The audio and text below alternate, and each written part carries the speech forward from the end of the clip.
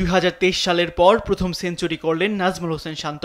আর 14 ইনিংসের মধ্যে প্রথম 50 ইনিংসকে সেঞ্চুরিতে পরিণত করলেন মুশফিকুর রহিম। তাদের অবিচ্ছিন্ন 247 রানের জুটিতে শ্রীলঙ্কার বিপক্ষে প্রথম দিনে চালকের আসনে বসে গেল সফরকারীরা। এদিন গল আন্তর্জাতিক ক্রিকেট স্টেডিয়ামে টস জিতে ব্যাট করতে নেমে অবশ্য শুরুটা ভালো হয়নি বাংলাদেশের। ইনিংসের পঞ্চম ওভারেই 0 রানে সাজঘরে ফেরেন এনামুল হক বিজয়। বিশ্বমানের থার্মিক্স রড, সালাম স্টিল থার্মিক্স, দেশের একমাত্র থার্মিক্স রড। তিনি নেমে মমিনুল হকও 29-এর বেশি করতে পারেননি। দলীয় 45 রানে 3 উইকেট হারিয়ে চাপে পড়ে টাইগাররা।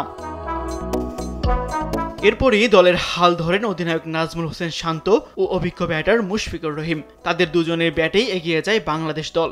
দারুণ ব্যাটিংয়ে শান্ত তুলে নেন টেস্ট ক্যারিয়ারের 6ষ্ঠ সেঞ্চুরি। এর মাধ্যমে টেস্টের দীর্ঘ অপেক্ষার অবসান ঘটল শান্তর। 21 ইনিংস ও প্রায় 1.5 বছর পর সেঞ্চুরির দেখা পেলেন টাইগার কাপ্তান।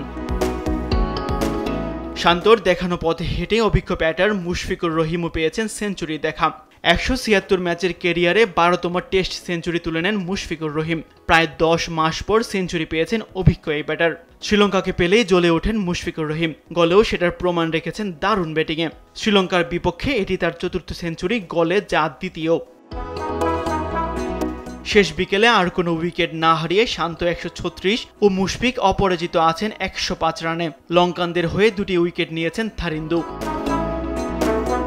তাসবিহ শরণ, স্পোর্টস ডেস্ক, দেশ টিভি।